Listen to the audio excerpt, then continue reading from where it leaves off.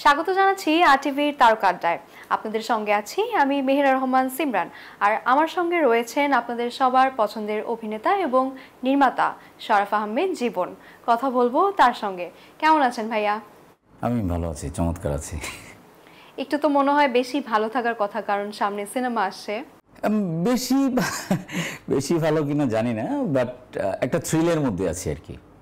আচ্ছা, সিনেমা রিলিজের ঠিক আগ মুহূর্তে কি এক্সাম হলের টাইপের একটা ফিলিং হয় কিনা? সেটা হচ্ছে, মনে হয় যে আমি বিশাল মানে এরকম মনে হয় যে অনেক পড়া আগে পড়ছি, অনেক কিছু মুখস্থ করছি, এখন কিছুই মনে নেই, এরকম মনে হয়। নাইটমেয়ারও হয়, লাইক এরকম যে আমি ঘুমায় আছি, যে লিখতেছি পরীক্ষার হলে, যেরকম হতো যে কালি শেষ হয়ে গেছে, কোথাও কোনো কলম পাচ্ছি না, এরকম মনে হয়।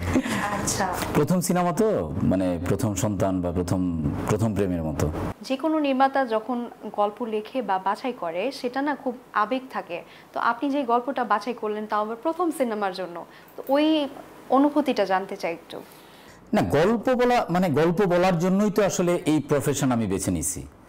তো এইটা অন্য 8-10টা গল্পের মতোই, জাস্ট একটু অ্যারেঞ্জমেন্ট বা ফরম্যাটটা একটু বড় আর কি।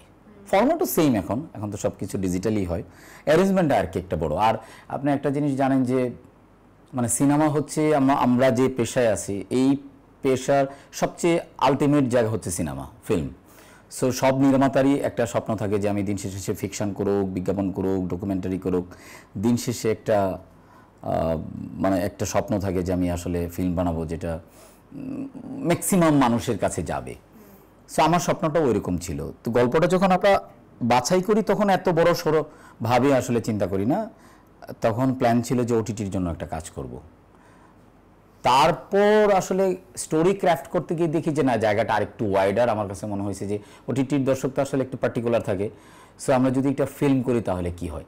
এই সময় আসলে যেটা হয়েছে কি, আমি তখন জানতে পারি যে অনুদানের জন্য গল্প বাছাই হচ্ছিল আর কি। তো একজনের কাছে শুনলাম, শোনার পর এটা জমা দিলাম। তারপরের ইতিহাস তো এটাই যে একদিন হঠাৎ করে শুনি যে আমার পত্রিকা আমার নাম আসছে, আমি অনুদান পাইছি। আমি তো জানিই না, তো অবাক।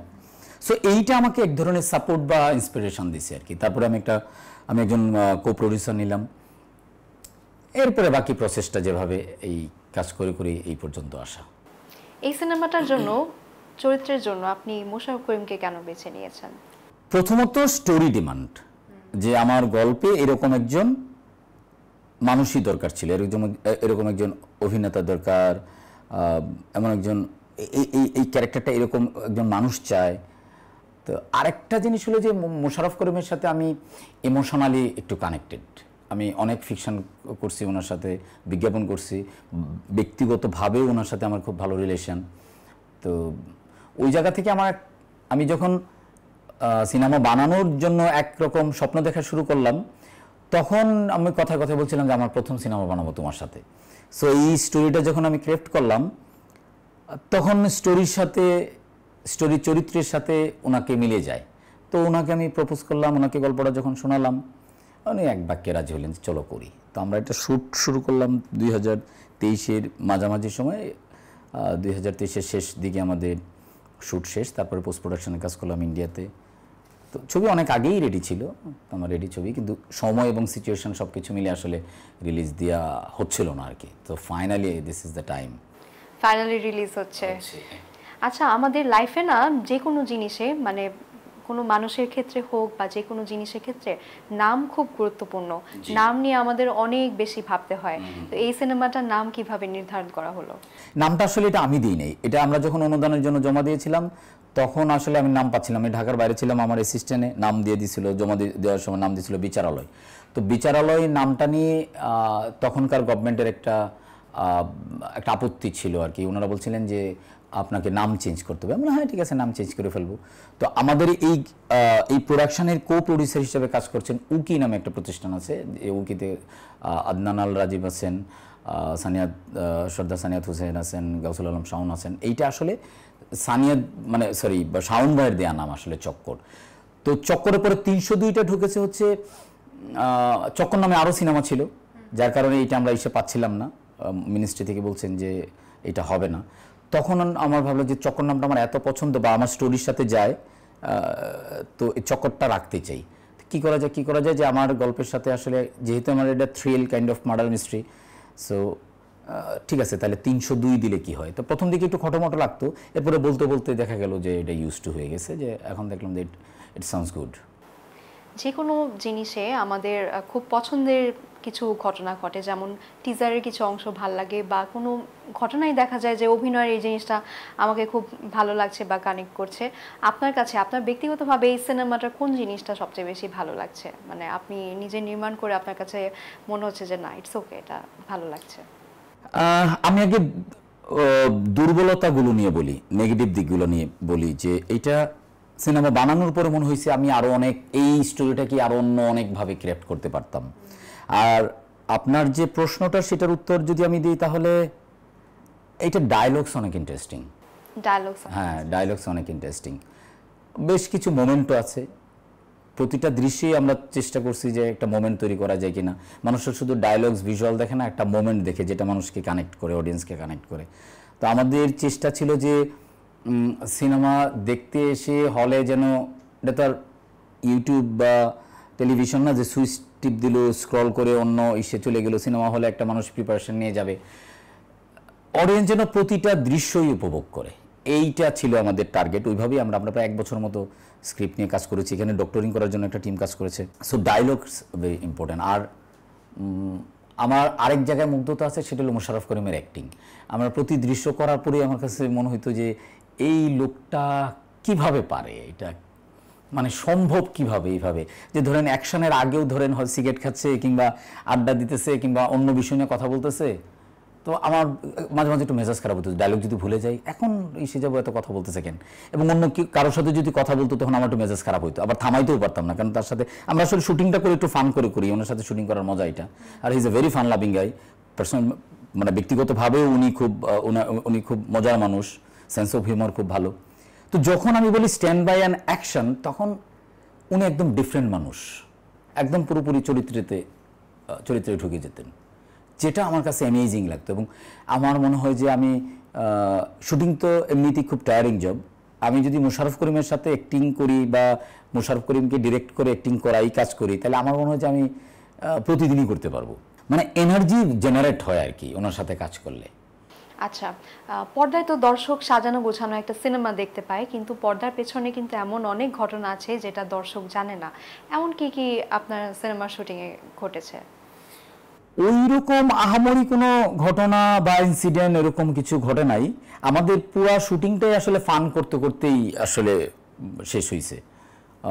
সিরিয়াস কোনো ঘটনা এই মুহূর্তে না, ওইরকম সিরিয়াস কোনো ঘটনা ঘটে নাই, মানে আর কোনো জটিলতাও আসলে পোহাই নেই। একটা জিনিস যেটা হয়েছে যে ওই আমরা গানের যখন শ্যুটটা করি তখন একদম গরমকালের শুটিং শেষ করতে করতে করতে গানটা আস্তে আস্তে গানের শুটিংয়ে চলে আসছিল ডিসেম্বর মাস। তখন একটু ঝামেলা হচ্ছিল যে আমরা তো দেখাচ্ছি গরমকালের গল্প, আগে পিছের দৃশ্যগুলো ছিল গরমের, এখন গানের দৃশ্য এটা আবার লাইভ সং ছিল। সো তখন এই শীতের দিনে লঞ্চের উপরে সদরঘাটে সবাই কাপড় চোপড় খুলে শুটিং করতে হইতো এবং এরপরে আবার কাপড় চোপড় পরতে হইতো। এইটা ছিল একটু মানে টাফ আর কি। এবং ওই দিন শীতও ছিল অনেক, প্রায় 7 ডিগ্রির কাছাকাছি ছিল, তো অনেক বেশি ঠান্ডা ছিল। তো এইটা এক ধরনের এক্সপিরিয়েন্স ছিল। তখন মনে হচ্ছিল যে না, শুটিংটা আসলে ইটস এ টাফ জব। এমনিতেও ধরেন শুটিংটা তো একটা চ্যালেঞ্জই, মানে শুটিংকে অনেকেই বলে যে শুটিং ইজ ওয়ার। তো হ্যাঁ, তো ওইটা তো ছিলই, কিন্তু এছাড়া কষ্ট করতে হয়েছে অনেক। আপনি ছবি দেখলেই বুঝবেন, অনেক লম্বা লেন্থের অনেকগুলো লেয়ারের স্টোরি। সো এই গল্পটা বলার জন্য আসলে এইরকম অ্যারেঞ্জমেন্ট, এরকম গল্পই, মানে এরকম লম্বা সময়ই দরকার ছিল। সো মানে it is a very good journey আর কি। I got lot of experience from there. প্রত্যেকটা সিনেমার খুবই ইম্পর্টেন্ট একটা পার্ট হচ্ছে গান। গান দর্শককে খুব বেশি কানেক্ট করতে পারে, প্লাস হচ্ছে গান দিয়ে কিন্তু দর্শক সিনেমা হল পর্যন্ত আসে। আপনার সিনেমার খুবই সুন্দর একটা গান আছে, গানটা সম্পর্কে একটু জানতে চাই। হ্যাঁ, আমার সিনেমার 4টা গান আছে। একটা গান আমরা রিলিজ দিয়েছি পরশুদিন, এটা হচ্ছে কাউয়া কমলা খাইতে জানে না। এই গানটা বেসিক্যালি মাতাল রাজ্জাকের গান, আর এটা গেয়েছেন হচ্ছে ওনারই ছেলে কাজল দেওয়ান, উনি বাউল শিল্পী, মানে যাকে বাউল শিল্পীদের মধ্যে, মানে বাউলদের মধ্যে প্রিন্স বলা হয় আর কি। এমনিতেও খুব সুদর্শন, খুবই নাইস লুকিং উনি।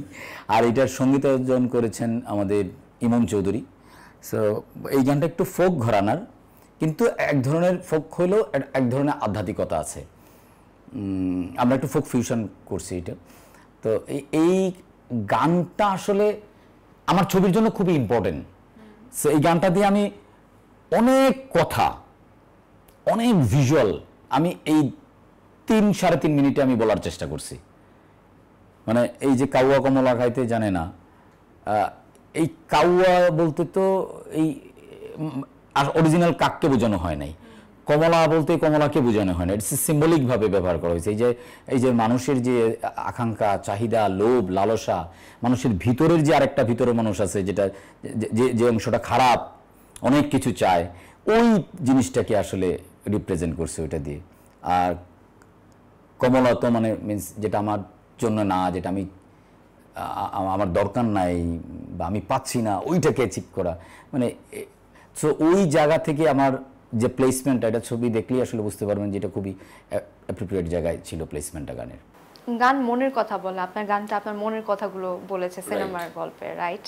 হ্যাঁ, তো দর্শকের সাড়া কেমন পাচ্ছেন গানটা রিলিজের পর? হ্যাঁ, গানটা মানে এই গানটা তো আসলে প্রচলিত গান, অনেক পুরনো গান, মানুষ নানাভাবে এই গানটা শুনছে আগে, হ্যাঁ ব্যবহার করছে, শুনছে।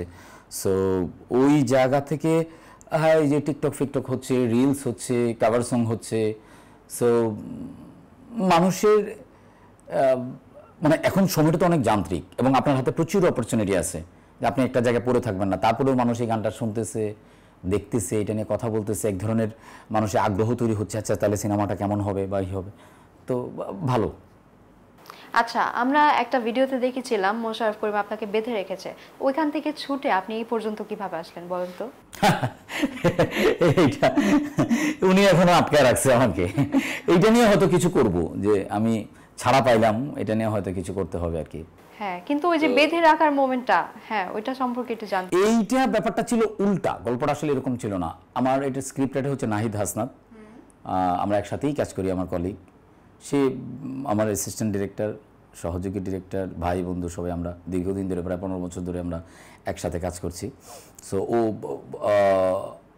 আমরা বেশ এই মানে হয় না যে সবাই তো এই টিজার লুক এইসব দিয়ে অ্যানাউন্সমেন্ট করে, তো আমার কাছে মনে হচ্ছিল যে না আমরা একটু অন্য কিছু করা যায় কিনা, এটা তো রেগুলার।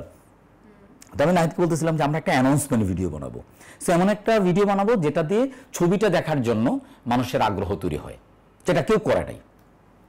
আমরা অনেকগুলো গল্প ভাবি করি, মোশাররফ করিমের সাথে কথা বলি, আজ না কাল, কাল না পরশু, এরকম করে করে ডেটা দেয় না। এদিকে সময় চলে আসছে যে ঈদের ছবি ঘোষণা করতে হবে, অনেকে অন্য ছবিগুলো নিয়ে কথা হচ্ছে, মাতামাতি হচ্ছে, কিন্তু আমাদের ছবি নিয়ে কেউ কথা বলছে না, কারণ আমরা তো অ্যানাউন্সমেন্ট করি না। তো লাস্টের দিকে ডেট দিয়েও উনি 2-3টা ডেট ক্যান্সেল করছেন, মানে সময়ের জন্য আর মেকআপ করতে পারে নাই, ওনার প্রতিদিনই শুটিং থাকে। তো হয় না এরকম ভাবে আইডিয়া হচ্ছে যে এরকম উচিত আসলে ওনারে আটকায় রাইখা তারপরে অ্যানাউন্সমেন্ট ভিডিও বানানো, এরকম একটা জায়গা আসলো আর কি। তখন আমরা নাহিদের আমি করলাম যে তাহলে আমি জিনিসটা উল্টায় দিই, তাহলে কি হয়, আমার যে রাগটা, আমার জায়গাটায় ওনাকে বসাইলাম, ওনার জায়গায় আমি চলে গেলাম, মানে ওনাকে আটকে রেখে ওনাকে দিয়ে অ্যানাউন্সমেন্ট করতেছি, এটা রেগুলার ঘটনা হয়ে যাবে। হ্যাঁ, মানে অ্যাজ ইউজুয়াল হয়ে যাবে, হ্যাঁ যে হ্যাঁ মোশাররফ করিম ব্যস্ত এই জন্য এটা করছে, কিন্তু জিনিসটা হচ্ছে আমাকে আটকায় রাখছে যে বিকজ আমি ডিস্টার্ব করছি, কারণ আমার প্রমোশনের জন্য। এইটা করলে কি হয়, আমরা জাস্ট এই জায়গাটাই হুক করছি। এরপরে যে দেখলাম যে আমার ছবি কি হবে, অন্য প্রমোশনগুলো কি হচ্ছে, অন্য ম্যাটেরিয়ালগুলো আমার কি হচ্ছে এটা জানি না, বাট এখন পর্যন্ত এইটা নিয়ে কোনো নেগেটিভ কোনো কথাবার্তা আমি শুনি না এই ভিডিওটা নিয়ে। এভরিবডি মানে সেইজ যে লাইক যে এটা ইটস এ ভেরি ওয়ান্ডারফুল। আর এই প্ল্যানটা কিন্তু দর্শক মহলে ব্যাপক সাড়া ফেলেছে, এই যে দর্শকের রেসপন্স যে পাচ্ছেন, এটা মনে শান্তি লাগছে না? খুবই শান্তি লাগছে, এবং ছবি থেকেও যদি এরকম একটা রেসপন্স পাই তাহলে আরো বেশি শান্তি লাগবে আর কি। কিন্তু বাস্তব জীবনে যদি আপনাকে মোশাররফ করিম সত্যি সত্যি বেঁধে রাখে, তখন আসলে কি করবেন? মোশাররফ করিমের একটা জেদ আছে আমার প্রতি, মানে সে চায়, কারণ আমি তাকে লাইফে এত পেইন দিছি আসলে, এটা আনবিলিভেবল। এইটাই তার একটা মনে রাখি, এটা তার একটা এক ধরনের খায়াস পূরণ হয়েছে আর কি। এবং তার জীবনের একটা ইচ্ছা হলো যে সে যদি কখনো ডিরেকশন দেয় তাহলে আমাকে কাস্ট করবে, এবং সারাদিন একটা দৃশ্য করবে এবং বারবার বলে যে হয় নাই, আবার করো। কারণ আমি শুটিংয়ে আমি আসলে জানি না, আমি শুটিংয়ে একটু আনকন্ট্রোল হয়ে যাই, আমি তো শর্ট টেম্পার, তো আমি হুট করে রেগে যাই। সো আমি যে জিনিসটা চাচ্ছি এটা না হইতে থাকলে আমার মেজাজ খারাপ হয়ে যায়, মানে আমি অনেক সময় কন্ট্রোল করতে পারি না, কন্ট্রোল হারাই ফেলি। সো মোশাররফ করিমের সাথে যেহেতু আমার অনেক কাজ হয়েছে, সো এই দৃশ্যগুলো উনি দেখছেন, যার কারণে আমার প্রতি একটা ক্ষোভ আছে আর কি ওনার। আচ্ছা, যেহেতু রাগের কথা বললেন, শুটিং সেটের কথা বললেন, কিন্তু আমরা তো জানি না যে সেই মুহূর্তে আপনি কেমন বিহেভ করেন। তো মনে করেন যে এখানে কোনো ক্যামেরাম্যান কোনো মিস্টেক করে ফেলছে খুব বড়, হ্যাঁ, তো আপনাকে এখন হঠাৎ করে আপনি রেগে গেলেন, সেই মোমেন্টটায় আপনি তাকে কিভাবে বকা দিবেন একটু আমাকে থেকে দেখান। এই মুহূর্তে এটা আসলে কন্ট্রোল করেই নিতে হবে, যে কিছু কিছু জিনিস আসলে কন্ট্রোল করতেই হবে। রাগটা আসলে না, সেটা অন্য ব্যাপার, কিন্তু আমরা একটু সেই রূপটা একটু দেখতে চাই যে কিভাবে বকা খাইছে সেটা সবাই। এটা একটু আগে আমি রেগে ফেলছি, এখন আমাকে জোর করে আসলে আর রাগানো যাবে না। এখন আপনি কি খুব ভালো মুডে আছেন? ভালো মনে না, মানে রাগটা একটু আগে এক জায়গায় দেখায় ফেলছি, একজনের সাথে দেখায় ফেলছি, সো এখন আর এই রাগটা আসবে না। এখন আমি মানে কাম ডাউন হয়ে গেছি সামহাউ। সো এখন অনুতপ্ত কাজ করতেছে আর কি, যে শাউট, চিৎকার চেঁচামেচি, রাগারাগি হয়তো না করলেও হয়তো, এটা আমার হয় আর কি। কিন্তু আপনি তো অভিনেতা, তো অভিনেতা হিসেবে আমি আপনাকে এখন মানে অনুরোধ করছি সেই অভিনয়টা দেখতে। আমি এত বেশি কথা বলেন, আপনি হাসলেন কেন? আবার বলতেন দর্শক বলতো কিছু, আমি কিন্তু সিরিয়াসলি ভয় পাইছি ভাইয়া।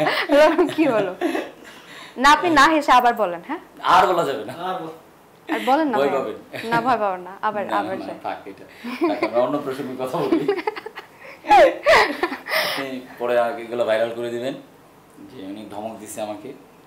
না, সেটা দর্শক কানেক্ট করবে। আচ্ছা, আরেকদিন যখন আমার শুটিংয়ে আপনি আসবেন, আমার শুটিং হলে আপনি আসেন, তখন দেখবেন যে অবশ্য ওয়েট করতে হবে। আচ্ছা, ওকে, ঈদ তো একদম সামনে চলে এসেছে, ঈদের দিনটা কিভাবে কাটাবেন যেহেতু সিনেমার? না, এখন তো অন্য সময় ঈদের দিনগুলো কাটানো হতো যে ফ্যামিলির সাথে, বন্ধু বান্ধবদের সাথে আড্ডা, আর ম্যাক্সিমাম সময় ঈদে আমি গ্রামে চলে যাই। সো গ্রামে আমাদের একটা বড় কমিউনিটি আছে। অ্যাক্টিং করার পরে তো যেটা হইলো যে টিভিতে দেখে মানে পরিচিতি পাওয়ার পর যেটা হয়েছে যে প্রচুর লোকজন আসে দেখা করতে অন্য গ্রাম থেকে, অন্য এলাকা থেকে, তো ওদের সাথে ছবি টবি তুলতে হয়, করতে হয়। এবং আসলে কাউকে তো বলা যায় না যে ঠিক আছে এখন এটা না, কারণ আমি ওই টাইপেরও না। এই ঈদটা মনে হয় আমার জন্য it would be very special for me, because মানে এই ঈদটার মধ্যে আমি একটা থ্রিল ফিল করতেছি, একটা চ্যালেঞ্জ ফিল করতেছি। সো একটু ডিফারেন্ট হবে, জানি না শেষ পর্যন্ত কি হয়। ওকে, আর এছাড়া কাজের ব্যস্ততা কি কাছে? কাজের ব্যস্ততা যেটা হয়েছে যে এই ছবির ইসের কাজের জন্য তো অনেকের মন খারাপ করে দিতে হয়েছে, যে অনেকেই প্ল্যান করছিল ঈদের নাটক টাটক করার, শিডিউল পাচ্ছে না। হ্যাঁ, করতে পারি নাই। না, আরো আগে থেকেই আমি কাজ মোটামুটি বন্ধ করে দিছি, কারণ অ্যাক্টিং এর জন্য প্রচুর মনোযোগ লাগে। মানে ডিরেক্টিং এর সময় ধরেন আপনার আশেপাশে অনেক লোকজন থাকে, সাপোর্ট পাওয়া যায়, কিন্তু অ্যাক্টিং এর ক্ষেত্রে তো আসলে আপনি ক্যামেরার সামনে আপনি একা, আপনাকে কেউ সাপোর্ট করার নাই। সো মনোযোগটা না থাকলে আসলে হয় না, যার জন্য বলছি যে না থাক, কারণ এটা ওই ডিরেক্টরের সাথে, ওই স্টোরির সাথে, ওই প্রজেক্টের সাথে আসলে চিট করা হবে। So as a human being, মানে আমি তো আর নিষ্পাপ না, ইনোসেন্ট না, তো অনেক অপরাধ তো করছি, কথা বলে, কাজ করে, নানাভাবে। সো মাঝে মাঝে মনে হয় যে না, এই অপরাধটা নাই করি, ওই জায়গা থেকে আর কি একটু দূরে সরে থাকা আর কি। সো আমি জানি না, অনেকগুলো কাজ হয়েছেও, তো ওইগুলো ঈদে যাবে কিনা আমি জানি না, বাট আমার ওইটা নিয়ে আপাতত ভাবনা নাই। আমার পুরোপুরি কনসেন্ট্রেশন হচ্ছে চক্কর 302 নিয়ে। ওকে, দর্শকদের উদ্দেশ্যে সবশেষ কিছু বলতে চান কিনা? দর্শকদের উদ্দেশ্যে যদি বলি তাহলে বলবো যে গল্পকার, কবি, আর্টিস্ট, পেইন্টার, ওনাদের মতো আমিও তো একজন শিল্পী, এজ এ ডিরেক্টর। তো আমি একটা ক্রিয়েশন আমি করছি, এটা দর্শকরা দেখবে, যারা এটার সাথে কানেক্ট করতে পারবে, কানেকশন তৈরি হবে, তারা উপভোগ করবে, যারা এটার সাথে কানেকশন তৈরি করতে পারবে না তারা হয়তো উপভোগ করবে না। সো এটা কাইন্ড অফ পার্সপেক্টিভ, যে কারো বিরিয়ানি ভালো লাগে, কারো পান্তা ভাতের সাথে শুকনো মরিচ ভাজা, চেপা শুটকি হইলেই হয়ে যায়। তো এটা দর্শকের রুচি এবং তার ভাবনা, তার টেস্টের উপরে আসলে ডিপেন্ড করতেছে কি হয়। তো যেহেতু আমার এটা ছাড়াও আমাদের এই বাংলাদেশের পার্সপেক্টিভে ঈদ হচ্ছে সবচেয়ে বড় ফেস্টিভ্যাল। সো আমরা এই সময়টা, আমাদের যে অস্থির সময় চলছে, এই সময়ের মধ্যে এই সময়টা যাতে একটু ভালোভাবে কাটে, এই জন্যই তো আমাদের ছবিগুলো দেয়া। আমারও ওই প্ল্যান থেকেই যে একটু স্থিরতা নিশ্চয়ই আসবে। সো এই সময় ঈদের যে আনন্দটা, এটার সাথে যদি আমার এই ছোট্ট কন্ট্রিবিউশন চক্কর 302 যদি যোগ হইতে পারে, তাহলে আমার খুব ভালো লাগবে। এই ব্যবসায়ী দিক তো ডেফিনেটলি আছেই, এটা তো থাকবেই, কারণ এটার পিছনে অনেক ইনভেস্ট আছে, টাইম, টাকা, মেধা, অনেক কিছুই। সো আমি দর্শকদের এইটাই বলবো যে যারা সিনেমা প্রেমী, যারা সিনেমা দেখতে চান, তারা হলে যাবেন, চক্কর ৩০২ দেখবেন অন্যান্য ছবির পাশাপাশি। আমি প্রায়োরিটি দিলাম যে অন্যান্য ছবিগুলোই আপনারা আগে দেখবেন এবং আমাদেরটাও দেখবেন। এই and Eid Mubarak, thank you. আরেকটা কথা মনে পড়লো, যেহেতু সিনেমা রিলিজ করছেন আর সবাই বলে সিনেমায় পা দেওয়ার রাস্তাটা সহজ মনে হলো এরপর কিন্তু খুব কঠিন, তো এমন কিছু ফেস করেছেন যেটাতে আপনার কাছে খুব খারাপ লেগেছে বা কোনো প্রবলেম ফেস করেছেন? এখন পর্যন্ত ওই রকম কিছু করি নাই, কারণ যেহেতু আমার শুরুটা অনেক আগে থেকেই, আমি নাটক আগে অ্যাসিস্ট্যান্ট ডিরেক্টর হিসেবে কাজ করেছি ছবি আলী মুস্তাফা সরোয়ার ফারুকের সাথে, আপনারা হয়তো অনেকেই জানেন। তারপরে আমি নাটক দিয়ে আমার ক্যারিয়ার শুরু, তারপরে বিজ্ঞাপন, এখনও বিজ্ঞাপন করছি, এখন ফিল্ম। তো জার্নিটা তো আসলে সহজ না, it's a very challenging journey, তো টাফ অলসো। সো চড়াই উতরাই তো নানাভাবেই আছে। তো সিনেমা করার পরে যেটা আমি বুঝলাম যে এতদিনে আমি যা শিখলাম, এই সিনেমা না করলে হয়তোবা আমি এই এতদিনের শিক্ষাটা হচ্ছে আমার, ধরেন যদি 10% হয়, সিনেমা বানানোর পরে আমার শিক্ষাটা হচ্ছে 90%। সো এইটা হচ্ছে আলটিমেট একটা প্যাকেজ যেখানে আপনার শিক্ষাটা পরিপূর্ণ হবে। এবং আমার কাছে যেটা সবচেয়ে বড় চ্যালেঞ্জিং মনে হয়, এইটা আমার কথা না, এটা অন্য 10 জনেরই ভাবনা, এটা যে আমরা সিনেমা বানাচ্ছি দর্শকের জন্য, কিন্তু দুই পক্ষের জন্যই একটা টাফ সিচুয়েশন আমাদের। একটা হচ্ছে যে ডিরেক্টর যে টাকাগুলো বা প্রডিউসার যে টাকাগুলো লগ্নি করেন, এই টাকাগুলো উঠায় আনার মতো হল বা ওই সিচুয়েশন আমাদের এখনও তৈরি হয় নাই। একসময় হয়তো ছিল, এখন নাই। এই জায়গাটা যদি পরিবর্তন হয় তাহলে খুব ভালো। অ্যাট দ্য সেম টাইম দর্শকের পার্সপেক্টিভ থেকেও ওইটা আমরা বলতে পারি, অনেক দর্শকে বলে যে ভালো সিনেমা হয় না, হল নাই, ইত্যাদি ইত্যাদি। সো এটা একটা কোলাবোরেশনে যদি আসে ইন ফিউচারে, সেটা কর্তৃপক্ষ হতে পারে, অন্যান্য যারা বিজনেসম্যান আছেন যারা, তারাও হইতে পারে, যে এই ইন্ডাস্ট্রিটাকে যদি বাঁচার, এটা তো একটা মানে ইন্ডাস্ট্রিটা তো এরকম না যে এটা থেকে তো মানে পয়সা আর্ন করা যায়, অনেকগুলো মানুষ এখানে ইনভলভ। সো এই জায়গাটা হচ্ছে আমার জন্য সবচেয়ে বেশি চ্যালেঞ্জিং লাগছে, যে আমাদের 4, 5টা 6টা ছবি আসতেছে ঈদে, হল সংখ্যা তো নাই। তো এই মাল্টিপ্লেক্সে কিছু আছে, আর সিঙ্গেল স্ক্রিনগুলোর অবস্থাও খুব ভালো না। সো এইটা ছবির শেষ মানে রিলিজ দেওয়ার সময় এসে ফিল করলাম যে আমার মনে হয় যে আমার জন্য উপযুক্ত সময় না, হয়তো আরেকটু, আমি জানি না আসলে, কারো না কারো তো বসে থাকলে তো আর হবে না, জাস্ট জার্নিটা শুরু হইলো, তো একটা সময় হয়তো পরিবর্তন হবে, মানে হল সংখ্যা বাড়বে, লোকজন দলে দলে সিনেমা দেখতে যাবে, সিনেমা নিয়ে কথা বলবে, নানান মতাদর্শের মানুষ থাকতে পারে, নানান ধর্মীয় মানুষ থাকতে পারে, ধর্মের মানুষ থাকতে পারে, সেটা আসলে ব্যাপার না। এইটা একটা চ্যালেঞ্জ আর কি ফিল করছি এখন। আর গানটা যে রিলিজ হলো, ওইটার 2 লাইন কি দর্শকদের উদ্দেশ্যে শোনাবো? আমি তো গান, এই গানটা আমি গাইতেই পারি না, অন্য গান টুকিটা কিন্তু একটা সুর নিতে পারি, কিন্তু এইটা একদমই পারি না। আমি কেন জানি এই সুরটা আমার কি করতে পারি না, এটা হয় না আর কি। আর এখন তো আরো মনে হয় পারবো না ক্যামেরার সামনে। তাহলে অন্য কোনো গান কি শোনাবেন দর্শকদের? এখন গান আর কি শোনাবো, আমরা আমার সিনেমার গান আছে, এটা বাদ দিয়ে অন্য গান গাইলে এটা কি ভালো শোনায়? অনেক অনেক ধন্যবাদ আপনাকে, আপনার সিনেমার জন্য অনেক অনেক শুভকামনা, আর আরটিভিকে সময় দেওয়ার জন্য অনেক অনেক ধন্যবাদ। আপনাকেও ধন্যবাদ এবং আরটিভির সমস্ত দর্শকদের ধন্যবাদ, এবং সবার ঈদ সুন্দর কাটুক এই প্রত্যাশা করে আমরা কি বিদায় নিচ্ছি। ওকে, ঈদ মোবারক। দর্শক আপনাদেরকেও ধন্যবাদ এতক্ষণ ধরে আমাদের সাথে থাকার জন্য। মেহেরা রহমান, সিমরান, আরটিভি।